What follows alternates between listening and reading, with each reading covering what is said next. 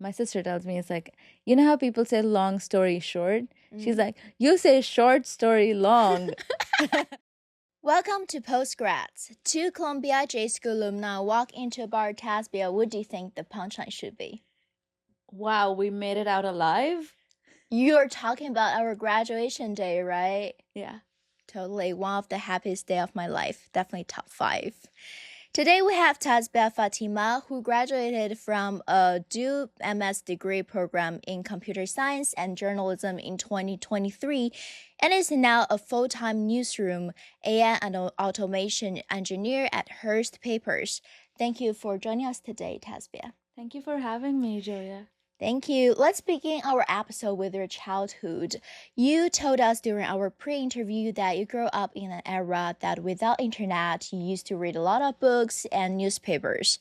How has reading shaped your love for storytelling and journalism? It was the start of everything for me. It was the start of my imagination, because when you read books, it was you fall in, you imagine and you fall in love with the characters and the way things are written. But also I think it taught me a lot of vocabulary and speaking skills. It made me want to write too. And I think because I used to read both like books, like storybooks, fiction a lot actually, like I don't know, like Nancy Drew and Famous Five and all the other things that come with it, as well as newspapers. So that became my window to the world, because I could read the newspapers and because I could read, even nonfiction books very quickly. And I truly feel that this new generation of kids is missing out on like having that calm moment. I'm sure it was like a silent have breakfast, read the newspaper before you get on the school bus kind of a moment. It was the same for me. It was like, okay, I'm done with breakfast, I have time, let me read like 5 minutes here, 5 minutes there. And I feel like the generation now misses out on that. Yes, because the internet exposes too much, and the new generations are getting used to gathering information online, so it's different way to access the information. And later you studied information technology at Jawaharlal Nehru Technological University. Did you know that you wanted to be a journalist back then? Was the data and computational journalism always at the back of your mind? To be honest, I did not know anything about data journalism. I would see a lot of the graphics that, the New York Times or Washington Post or, even Times of India would do. But I did not know that data journalism and computational journalism was such a big field. At that point in time, for me, I was a little confused about what to do with my life. And um, I wanted to study English, but I knew it didn't have like such a lucrative career path. And I didn't know any journalists in my family. Didn't have anyone to kind of look at their journey and follow. And so I chose to do information technology because I knew that it has a lot of scope, and I knew that it would be an upcoming industry. Actually, it was pretty established back then too. So I thought, okay, this is a good industry. I like to study it, so let me go for it. In the middle of my program, um it was I was getting bored, and there was You figured that on the 4th year, or no, actually first year I was like, okay, this Oh. is great, I'm studying, but it's kind of boring. And I'm like, okay, I don't know if I want to do this all my life. It's definitely fun. I would say there was a literary club in my college, and that became like a really focal point for me, because you have so much time in undergrad. And I used to spend a lot of my time. We used to organize a literary fest every year, and it was a big deal to us. So I was always surrounded by people who loved reading, who went to Model United Nations. So I started going to Model UN events. I believe a lot of our previous guests mentioned about the UN debates and everything. Yeah, I think it like imagine a bunch of like English, or not English, yeah, international affairs, Yeah. nerds and geeks, and you put them in a model. You're modeling the UN debates. It's very interesting. It shaped my thinking a lot. We produced in my second year a magazine, so we would decide. We had a features column. It was called WE, Women Empowerment. I went to like a girls' college, so it was very focused on like self-development, empowering the people around us, and progression. And it was a very interesting time. We designed our own pages, and I think that was when I was like, oh, I really love this, Yeah. and I want to study it, Mm. and I want to work in this field. I loved reporting and writing and designing, so that was kind of my window. Totally. Have you ever thought about change your major? Yeah. All For the sure, time. thousands All of the time. times. Tell me a little bit about computational journalism. What is the difference between that and traditional journalism? Yeah. So traditional journalism is, very much information gathering, the five W's of journalism, like the who, what, where, when, why, and how. And you have a lead, and you go find sources. So you're speaking to humans to give you that information to form your story, and then you write about it. The way computational journalism works is alongside human sources, you use data sources as an evidence or for corroboration of your story. So if we are talking about fires in building apartments in New York City, a traditional journalism story would just be you are speaking to the fire brigade, you're speaking to the residents, you're speaking to landlords, you're speaking to people at the city council. A data journalism story would be you're adding data from the city and New York City, open data, yeah, public data, or even private data from landlords or from a private company. Computational journalism is now you're doing some kind of analysis to do this. Either you've got like tons of documents or blueprints of these buildings, and you're like mapping out, okay, you're going a step deeper, which is like, okay, why did this happen? Is this a fire risk? Was the construction a problem? And you're digging into like documents for data, or you are building like machine learning algorithms of like, okay, is this going to ever happen again? What were the parameters that led to it? So I think it's a little bit, they're all on the same space. It's just like it's an additional data sources And a in different way computation, to, and a different different, angle. yeah, you're doing some sort of computing and calculation as part of your reporting. I see. Yeah. And you are currently a newsroom AI and automation engineer. Congratulations. Tell Thank us you. about the job. And how would we, as readers or as our viewers, be able to experience and understand the work you have done? The way the Hearst newspapers, I'm on their dev hub, which is, I think, development hub, and it's a group of like technologists. So we are front end developers, AI engineers, data journalists who work with all the newsrooms that Hearst has. So San Francisco Chronicle is one of that, Houston Chronicle is one of that. There's San Antonio Express News, City Insider, lots many. I think my favorite project of all that I've did is with Houston Chronicle, where we used AI, generative AI. So we built a pipeline where if someone owns a home and they have to pay property taxes at the end of the year, but if their property tax is too high, or if they feel like their house's value is not what the government is saying it is, they can go protest that. And so once you find that, hey, my neighbor's house is valued at 1 million, mine is valued at 1.2 million, but they have more bedrooms than I do, they have more bathrooms than I do, so how is it a fair evaluation? A lot of factors go into this. So we used AI to let the users enter all the issues in their property, all their repairs, find the comparable properties, and we built them a script that they could go and actually represent themselves, saving them a lot of legal fees. And so it is a service journalism product that we did, and we helped people reduce their taxes by $14,000, by 51 was $49,000. So That's incredible. we use generative AI in like a script way. Yeah. Okay, let's talk about the J school experience. Was it a difficult transition to study journalism at Columbia Journalism School? What is the most challenging part of this process?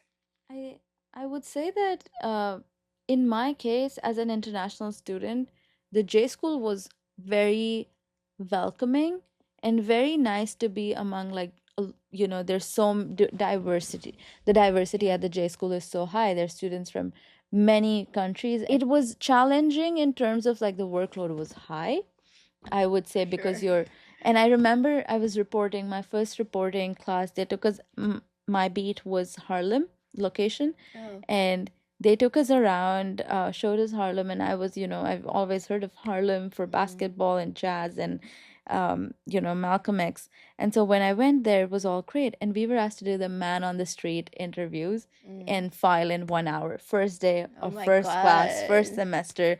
New girl. I've never been to America before that. And I'd never even like left my hometown before that. Oh. And so I'm interviewing a street vendor, and this random dude starts screaming at me for no reason because I'm not interviewing him. And I was so scared. I like crossed the street without looking at the signals, and I called my sister and I was like, what did I get myself into? I was like, oh shit, I'm like far away from home, paid so Totally. much to get here, and like everyone's invested in my journey. I cannot give up now.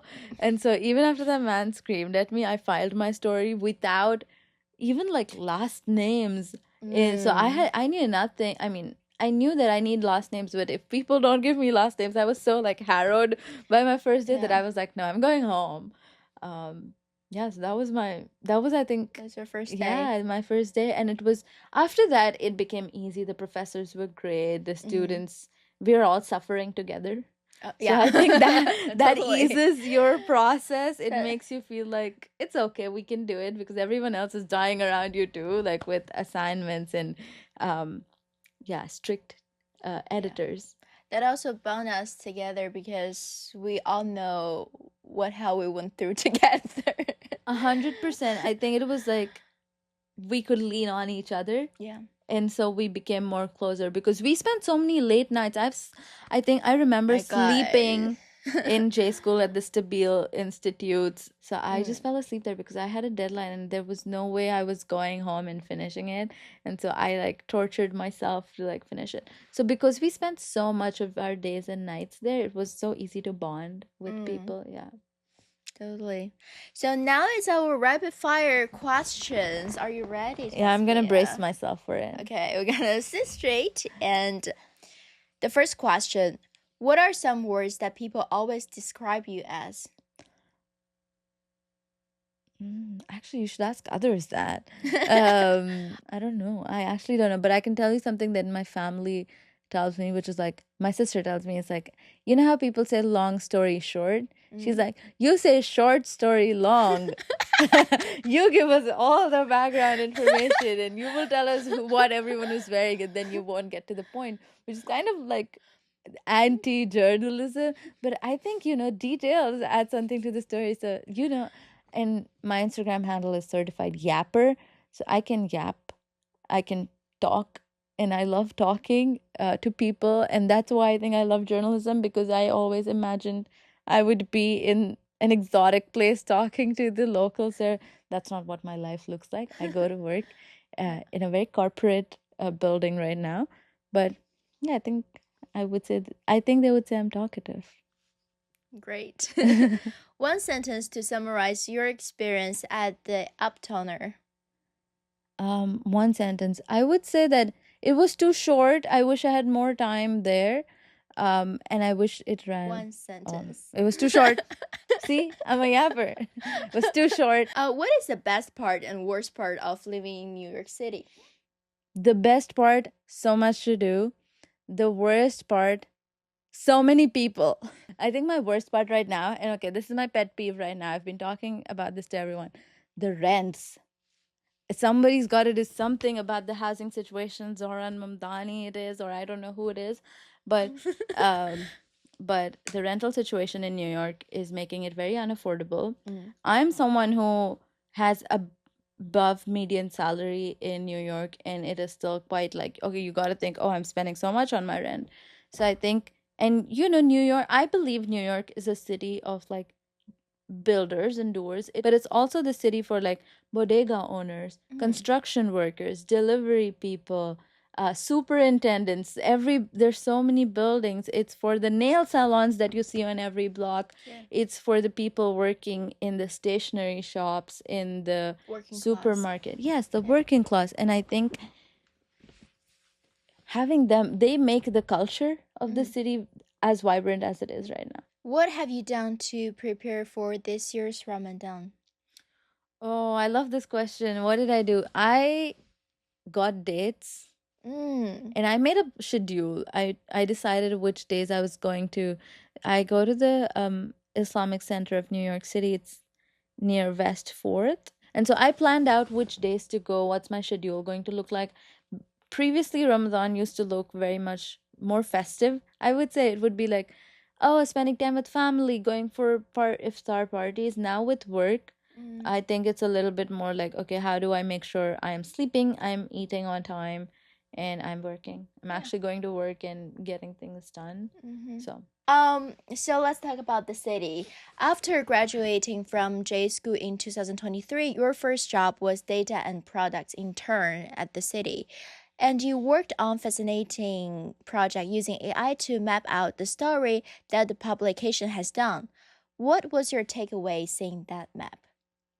I think my takeaway seeing that map was that the nonprofit, the city, was doing a great job. So the audit showed me that, okay, they are covering a lot of Brooklyn, Manhattan, Queens. Of course, Staten Island takes a hit. What I didn't expect was how it would get so appreciated by the industry for the simple idea of like, okay, let's use generative AI to do something useful. Let's do a coverage audit, which is identify how the newsroom has been covering New York, where are there gaps to fill out. You wrote in your article that there were also certain limitations that exist in the AI tool. How did you manage to overcome them?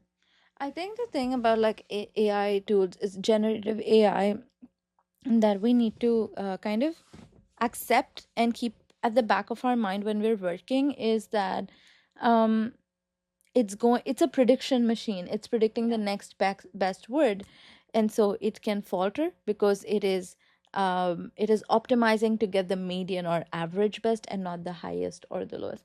So sometimes the limitations of generative AI, especially this is like 2 years ago now, Mm. was that it would give the wrong location sometimes, or it would not be able to identify if there were multiple locations. Sometimes it would have a tough time to anchor it. Mm. The way we worked around those is I used another formula which was not generative AI, so it was more deterministic, which means we could be sure of the answer. Yeah. So we were like, okay, does this article have more than 5 locations in it? Yes. Mhm. So we kind of sorted those out Yeah. initially itself. It's like, okay, these have multiple locations. And so we passed them through a second prompt, which was like among these um multiple locations, we gave it a different relevancy. We were like, okay, find the most relevant location. So it can't be something like, oh, if I'm speaking to a source who lives in Harlem, it shouldn't be like the main location is Harlem. The main location is where the story is taking place, right? So if it's talking about a legislature, we chose the main location as city council. Mhm. So we had to do all sorts of like data pipelines, cut and plug and play, Mm. to work around with these AI limitations sometimes. Yeah. Mm. Get it. Would you say the project went exactly how you imagined it, or was it much easier or much harder? It was much more harder, I Mm. would say, because initially we did not, we had it was harder than I expected because it was the first time I was doing something at the scale of like 4,000 articles for that. And it was the first time I was using generative AI to um, do something. So I needed to have a fact checking pipeline. So before I designed that, I think I designed the fact check as I started doing the process. So as I started inserting the articles into AI and getting the response, I'm like, okay, I need to fact check this. I need to Mm. fact check locations. I need to fact check if the borough that AI returned matches the borough that the city reporters tag the Mm. story in, because what this reporters tag is the truth, ground truth Yes. value. So a lot of that fact check and evaluation design happened during the process, Mm. which made it longer. So it was much more complex than I had imagined, which is like, oh yeah, just upload like an Excel sheet of Mhm. like 100 articles at a time and it will return your locations. That wouldn't solve it. Mhm. So I didn't expect it to. It wasn't hard though. I think it was very interesting. It was like problem solving, but it was complex, yeah. Now we're talking about we're going to New Lines magazine. You co-wrote the article with one of our previous guests, Surbi Gupta, about undocumented immigrant issue between India and the United States. How long did you work on that article, and how was it like working together with Surbi? Um, it was great to work with Surbi. She's a great editor. She knows what works for New Lines magazine, what is the angle, what the readers want. I worked on the story. It was my master's thesis. It started Mm. as my master's thesis, so I worked on it for 9 months. And the story of like, Indians migrating to the US is deeply important to me because I think migration, like every species migrate. Humans have migrated for many years. Animals migrate every year, most of them. Um, and so I did not, it was a very like delicate balance of like, who are you blaming? Mm. You can't blame someone who's trying to have a better life Yeah. because I did the same. Mm-hmm. I wanted to work in journalism. I moved to the US. Mm. Now I had more luck in my case, and the problem is that they don't show the perils of the journey, how risky it is, how dangerous it is, how life threatening it could be. It's worse for women and children because women could get assaulted.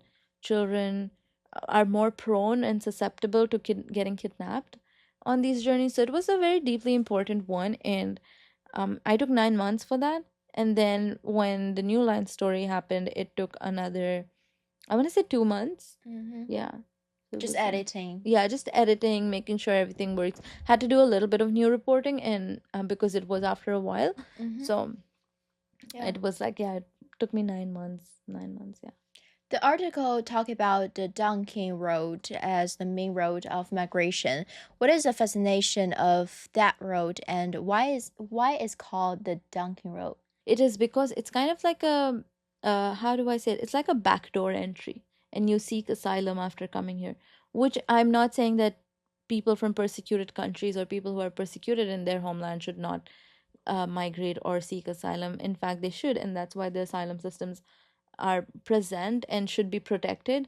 But what happens is that when the intention is to just get to America and get a new life, chase the American dream, this is a backdoor entry to that. Mm. And so, because it's like, it's kind of like, it's not an insult per se, but you know how they say, oh, it's like monkey business. You know how they say, Mm. like, the saying, like, it's monkey business, or it's like donkey business. Mm. So it's like, not very respected. And people are choosing this path where they pay an agent, they pay thousands of dollars.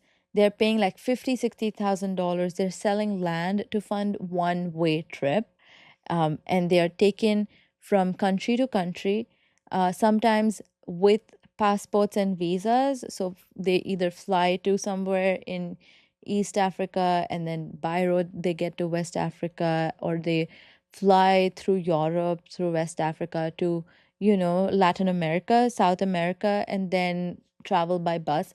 And sometimes they get deported. Sometimes, if the authorities of that country that you're transiting through illegally, you can be in jail. Like, people are locked up in Serbia and Poland because they didn't know what they're getting into. And the thing is, these people can get scammed by the agents because the agents just want this insane amount of money.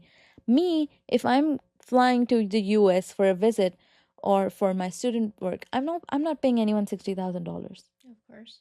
So this is a whole industry of human trafficking or smugglers. It's a smugglers network, and it needs to be investigated. I really wish someone like picks up this story back home in India and can actually investigate the on ground networks. There have been a couple of arrests in India since, but yeah, it still needs to be investigated. And it's going to the end of our show.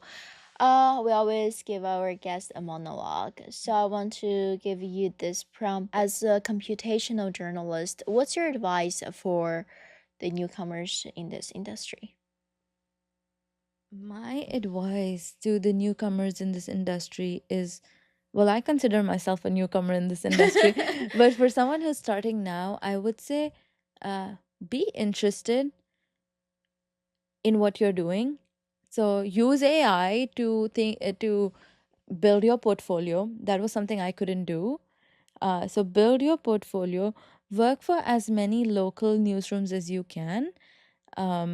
I think that is very like straight out of grad school, everyone wants to be at the Times or at the Post, or they want to be, in the best of the best. They want to go to BBC, they want to go to Bloomberg.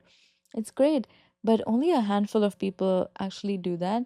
And I think real good journalism and skills and investigation, you will get a lot more chance at a smaller place where they give you more autonomy to lead, and you won't be siloed into, okay, no, you're a data journalist covering, New York, you got to do that. So go to a place where you can breathe and experiment. If you're new, go to a place where you can share ideas. I think specifically for computational journalism and data journalism students who are entering this field, I think um, they should start track. Well, of course, connect with the people in the industry so you know about the places that are actually going to value your data and computational skills. Very so often, editors will not know what to do with you. They will be like, okay, it's great that you can build an AI model, but I don't need that. Is what I got when I was job hunting.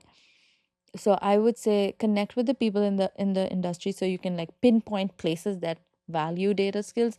It's important to be at a place where you feel valued and you feel that you're contributing, especially if you're driven to do this work. You could very much easily be in the tech industry or in fintech and earn a lot more. But so if you're in journalism and you want to make a difference, I would say go local. Go local, yeah. Thank you. That's Tazbia Fatima, and stay tuned.